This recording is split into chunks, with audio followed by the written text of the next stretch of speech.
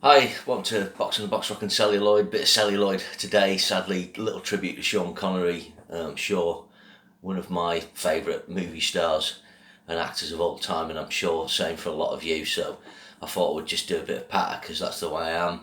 It's easier than writing stuff a load of spiel on Facebook in some ways. But obviously, I first came across Sean Connery when I think it was the premiere of Doctor No, and that's back in probably think about November 1975. Um, so that was my introduction to James Bond, and in the next few years, I probably saw all these James Bond films, obviously because they all got premiered on TV.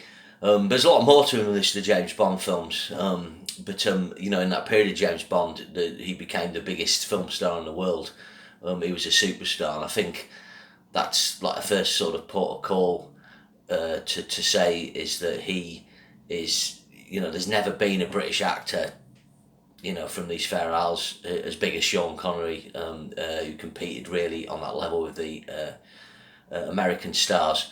Obviously, guys like Michael Caine and Richard Burton, have been big and well known, but not at this level. But I think what's interesting is later on he kind of had a second wind and he got big again, which we'll come to. But obviously he's born into poverty in Edinburgh. I think at one point he slept in the drawers of like a chest of drawers, because there wasn't enough beds, in the house he lived in. Like a lot of actors of that era, I think it's that great levelling of the post-war era, where after the war, once you get out of the austerity of the 1950s, people from working class backgrounds can make the mark, and Connery's part of that era. He predates the Angry Young Man era. So after Richard Burton, who kind of flirts with that a bit, Connery, will start to get roles in the late 50s. Interestingly enough, he appears in a film, a great film, which was well worth checking out. So I think it's the first one to go to in 1957 called Hell Drivers. It's got a great cast, Patrick McGowan, Herbert Lom, Doctor Who, William Hartnell. It's a really good action film, and that's directed by Cy Enfield, who did Zulu. But what's interesting in that is Stanley Baker's the star, and I think Stanley Baker's a good actor to look at to see how you'd get an actor like Sean Connery. They're quite similar in look. Stanley Baker's from Wales. He's a kind of thick-set sort of bodybuilder type of guy, Charles Atlas type. He's tough, he's from a working class background. He had a good career, but when you look at Sean Connery, that type of actor, and then just changing his look a bit and so on for Bond, you can see how that went down. So yeah, he does various films. I'm just looking down his filmography. Another one people enjoy is Darby O'Gill and Little People. That's like a Disney. So he'd been over to Hollywood. One of the early things that got him noticed was Requiem for a Heavyweight, a TV play. Now that had been done in America with Jack Palance, like a live TV thing about a boxer. I think he did the version on British TV, and I think folklore has it that he was walking down the street. Maybe I'm muddling it up with Roger Moore seeing Michael Caine. I think anyway, it got him noticed. He got parts. Obviously, initially wasn't a pick for James Bond. There was talk of like Niven, Cary Grant, people like that. But with him taking the part, because he was an unknown, I just think it meant he and the character of James Bond could be synonymous with him, the actor, and he wouldn't have the baggage of another star coming in. So, like, say, famously, like Terence Young, the director of Doctor No, is very debonair, upper class kind of guy, and he took him to Savile Row, got his suits, got his eyebrows plucked, got his hair done, showed him the ways of the money world, as it were, so he could properly slip into Bond's shoes. But I think it's really important that the actors that played James Bond are from working class backgrounds, so they've got that kind of edge. It gives them that kind of chippiness that I think the character needs. So after that, obviously there's no point in going to his Bond films. You can watch my James Bond vid about that. But quite an interesting film is in '64. The first two films he makes one called Woman of Straw with the director Basil Dearden, and Gina Lollobrigida is in that. She plays a nurse, but he actually plays a villain in that, I think. Now, I've not seen it for years. It's never on TV, but it is worth checking out. And that's quite interesting. And the other film he makes in '64, which I think is a classic, or flawed classic is Hitchcock's Marnie, Hitchcock's last great film. So he kind of steps into the kind of Cary Grant, James Stewart role, I suppose. But he's very effective in this. He plays, he kind of taps into his Bond bastardness. So he's a character who can be really tender, but also brutal. The film was a flop at the time, but it's more well thought of now, and Connery's really effective in this. Then 1965, same year as Thunderball, he makes what I think this might be his best performance of his early days, without a doubt. Actually, it's Sidney Lumet's The Hill. So this is a black and white film set in a prison camp for soldiers. I forget the name you use for when soldiers are kind of the military police. But they're in this camp. There's Harry Andrews is the horrible boss, along with Ian. Oh, he's in Get Carter. You'll remember. They're like these brutal guys running the camp. There's Sean Connery. There's Alfie Bass. Is it? I think. I'm gonna check that. Alfred Lynch, sorry. It's Ian Bannon, yeah. So Ian Bannon's like one of the bastard guards as well. Anyway, they have this hill in the camp that they make them run up and down in horrible heat. And Connery starts to kind of rebel and lead a rebellion in the camp. But it's really good. It's got great shots. One of them has to run up the hill in a gas mask, and you get the point of view shot in the camera of him looking through the gas mask. But that's I think that was one of Connery's favourite films. And that's Sidney Lumet. Lumet obviously did Serpico, Network, Dog Day Afternoon, 12 Angry Man, a great filmmaker. And he's probably the one great filmmaker Connery was kind of able to connect with and do other films. So jumping ahead, really after The Hill, he doesn't, makes a film called A Fine Madness where he plays a beat poet, which I think I've seen briefly once. That's directed by Irvin Kerosha, who did the Empire Strikes Back, but kind of strange. And then this is the Red Tent. And Molly Maguire's quite interesting. Martin Ritt directs. He plays, is it Richard Harris, I think, plays an agent. It's about sort of union stuff in mining in Pennsylvania, I think, in the early 20th or late 19th century. So those actually flop, those films. That's the thing. I think these performances are pretty well received, but none of these are success. Only Bond's a success. But 1971, he did get a minor success with a Sidney Lumet film, The Anderson Tapes. This kind of predates the Watergate scandal in that it's got the FBI bugging people illegally. He's actually a thief. He gets out of prison. And they decide to rob a really expensive apartment block. It's a good heist film, but it's kind of weird. It's got flashes forwards and backwards. It's quite ahead of its time in that way. Quite Tarantino-esque. And it's got an early performance by Christopher Walken in it, and it's good. It's well worth checking out. The same year he does Diamonds Are Forever, gets a big fat £1 million fee that he uses to establish the Scottish Educational Fund. And the other deal is he gets to make 2 films, or was it 1 film, with United Artists, or maybe it's not United Artists, but anyway, one of them is a film called The Offence that he makes with the director Sidney Lumet. This is written by John Hopkins, I think, who did Z-Cars. Basically plays a police officer interviewing a child abuser. I can't remember if he's killed a child or not, but he's played by Ian Bannon, obviously previously from The Hill, so they're teaming up again. But it's really claustrophobic. It's principally set in the interrogation room. But what happens is Bannon gets inside Connery's head.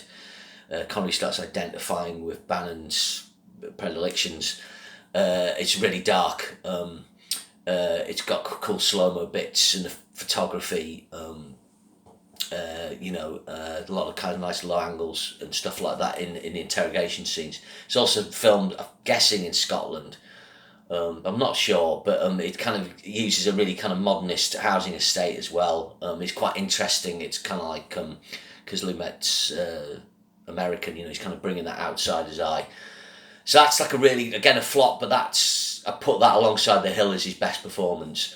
Then he did Zardos, 1973, absolutely bonkers. Every time I see this film, I'm like, why are you watching this film? It's mental. It's John Borman's follow-up to Deliverance. So again, John Borman had a big hit with Deliverance.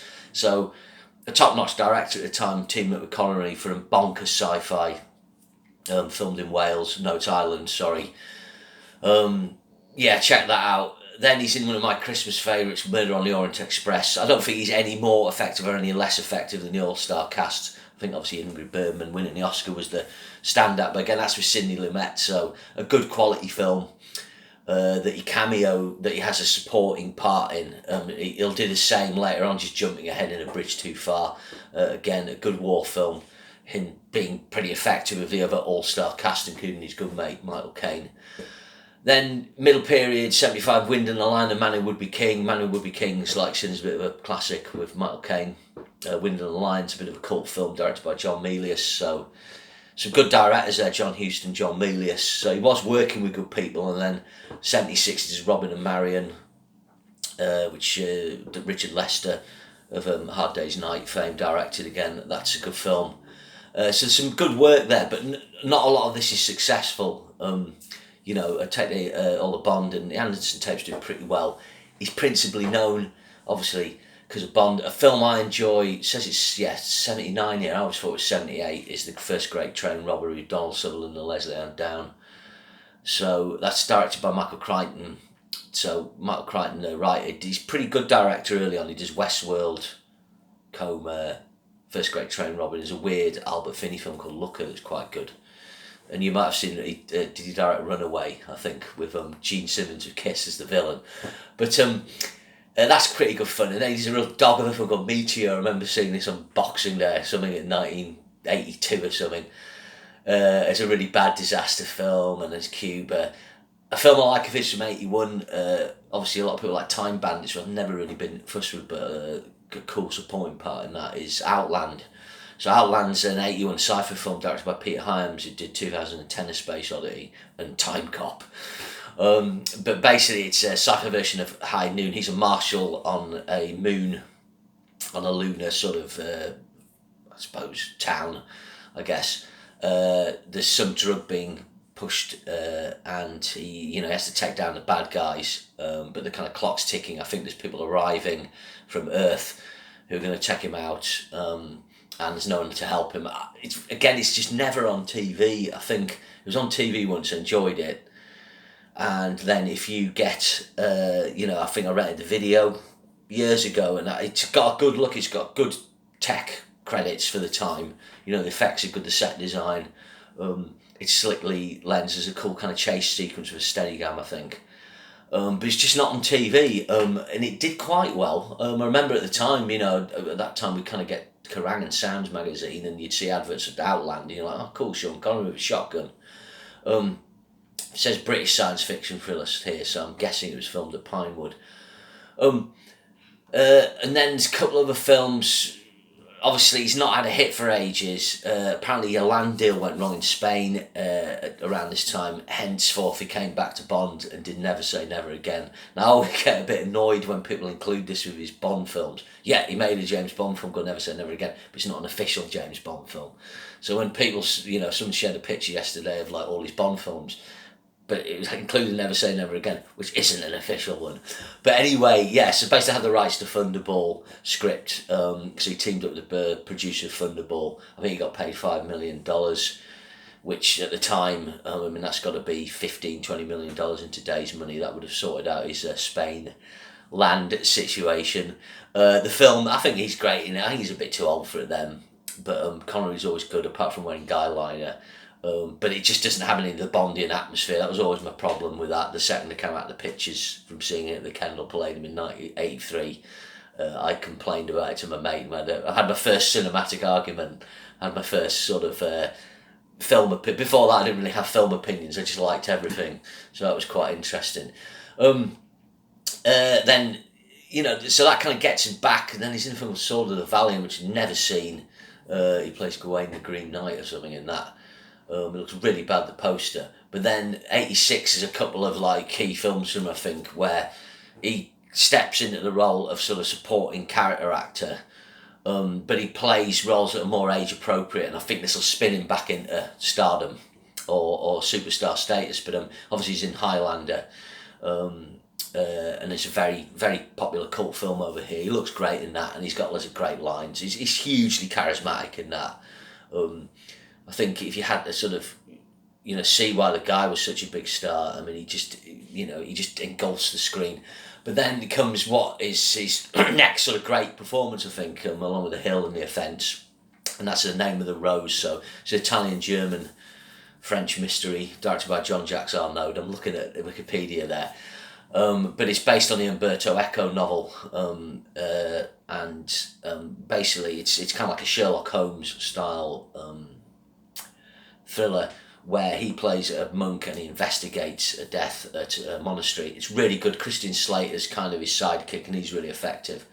But Connery's properly playing up to his age. I mean, he's 56 at this point. He probably kind of looks kind of a bit older. He's probably kind of playing a bit older, but it's really good. It's really well. It's quite violent and it really captures the gore and the smells and the putrefaction of medieval times. He was so good in it, he actually won the BAFTA for Best Actor. He should have had an Oscar nomination. Then the next year, speaking of Oscar, he stars in Untouchables. Yeah, he doesn't do an Irish accent, but he wins the Oscar for Best Supporting Actor. I feel this was a career Oscar, recognising his great status as a superstar. But it's also, I think, he does give a really good performance, but I think it's a very enjoyable performance. And it's a proper supporting performance that just adds to the film. And he gets the best lines in it. He gets that classic scene in the church, and the classic when they come to his house to kill him. And it's a really good film, really entertaining film. Again, that was a big hit. I think $76 million gross in the American box office back then. Because he won the Oscar, it was 88, because the Oscars are in March. But that, that's a big gross for the time. And then combining that with his appearance in Indiana Jones and the Last Crusade, again, playing sort of age appropriate, even though he's not much older, he was right back up there. Interesting story about when I saw Indiana Jones and the Last Crusade. I just went randomly to the pictures. I'd been doing something in college down at the Tyne Theatre, and I came out. If you look at this, you don't know where the Tyne Theatre is. It's in Newcastle. So I came out of college and I was with a lad who is just an acquaintance really on the college course, and he said, "What are you doing now?" I'm going to see Indiana Jones, I think. And he said, "Oh, I fancy that," and he went with me. So that was the only time I did anything random with someone from college really. But we went to see him, we both enjoyed it. I think less of the film now, I think it's a rerun of the first Indiana Jones film. But Connery, I think the interplay with Connery and Ford was what makes a film, what people remember. So this kind of gets him back to potential top lining status, and he is the top lining actor in A Hunt for Red October, and this is a huge hit. So basically, going 20 years after Diamonds Are Forever or thereabouts, he has a big global hit. I think $200 million gross on this film, so about $500 million in today's money. Connery's the top line, of course, not doing a Russian accent because he's Sean Connery. I think that's just an interesting point there. We've got some great actors now in Britain, but I feel that they just get hired, obviously, because they're great actors, but they get hired to do accents. Tom Hardy, Christian Bale, Gary Oldman, Daniel Craig now. They're always asked to do American accents and things like that. They don't get to use their own voice. Whereas Michael Caine, apart from a couple of films, Connery, Burton, those guys, they never did that. They just spoke in their own voice because their star, power was such that people just wouldn't take them that way. And I think that's the difference between a movie star and a film actor. I think we have great film actors now that are far better than the movie stars we produced, but they ain't movie stars the way Connery, Caine, Burton and those guys are. And then he's this Highlander Quickening, great cameo in Robin Hood, Prince of Thieves. Rising Sun, this is quite a good one. Yes, it was a pretty sizable hit, I think $60 million gross, based on a Michael Crichton book.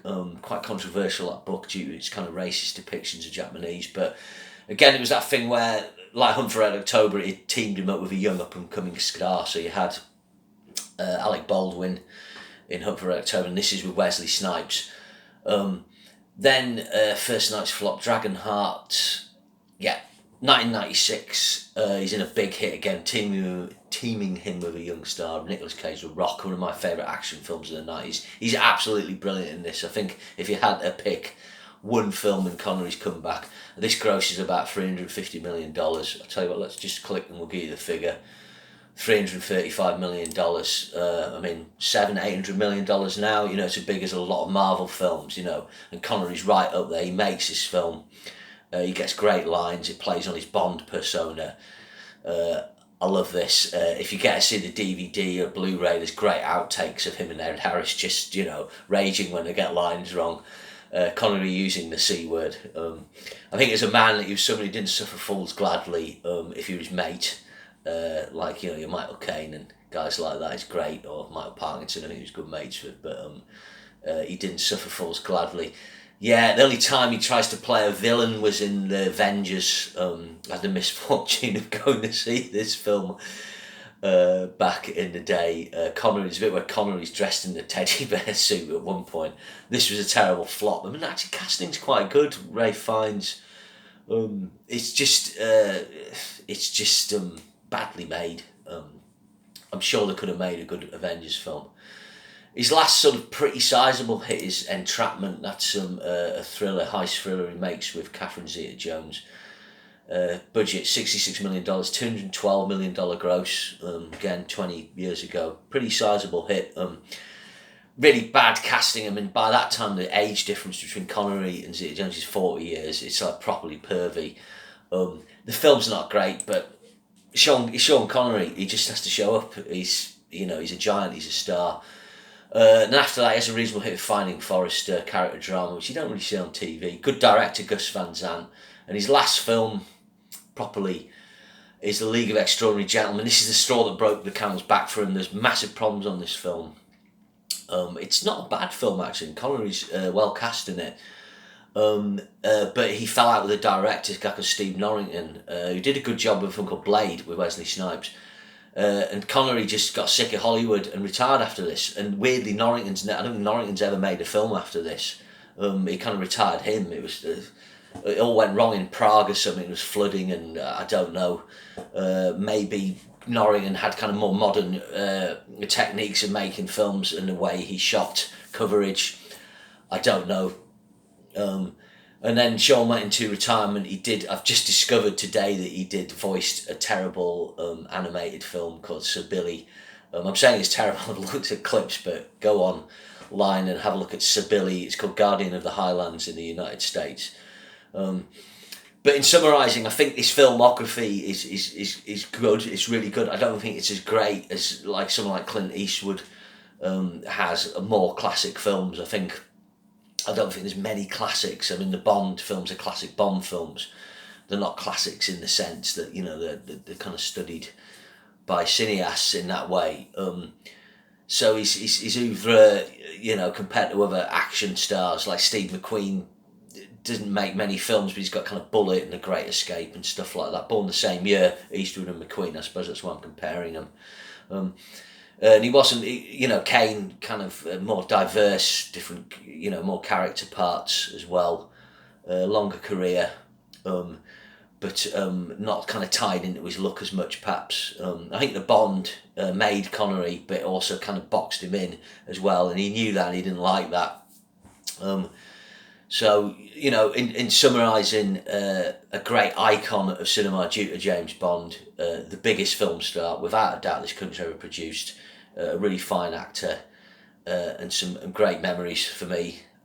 He'll be sorely missed, but I think he's had a great innings, and I think he enjoyed life to the full. So, thank you, Shaun.